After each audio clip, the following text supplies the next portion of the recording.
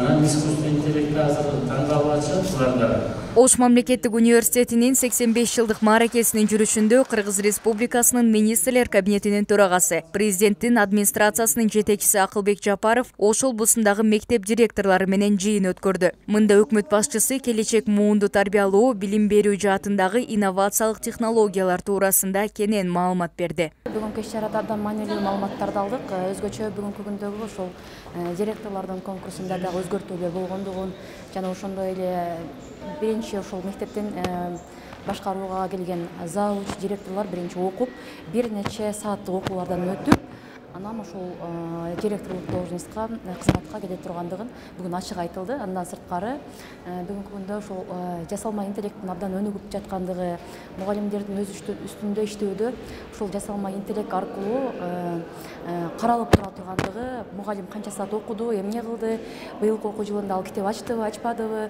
өзүнүн үстүнөн иштедиби, иштеген жокпу, ошол тууралуу мындай жакшы жасалма интеллект аркылуу көрүп турганыбызды биле алдык. Ошондой эле өкмөт башчы Акылбек Жапаров мугалимдерди жалпы технологиялык жазууга өткөрүү, билим берүүдө мектеп окуучуларына бирдей шартты түзүү, эскилиги жеткен мектептерди жаңылантуу жана Кыргыз Республикасынын экономикасынын абалы тууралуу бир топ маалыматтарды берди. Ага улай өкмөт башчы Ош мунун чоң актылык залында Ош мамлекеттик университетинин кызматкерлери үчүн лекция окуду.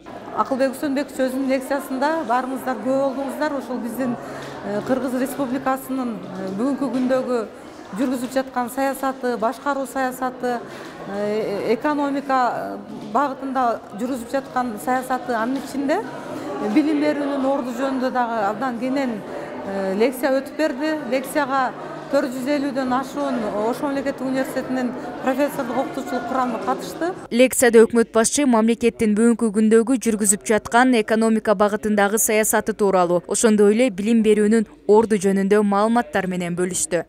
Жанат Салкарбек кызы, Байман Кенжебай уулу, Ош жаңылыктары.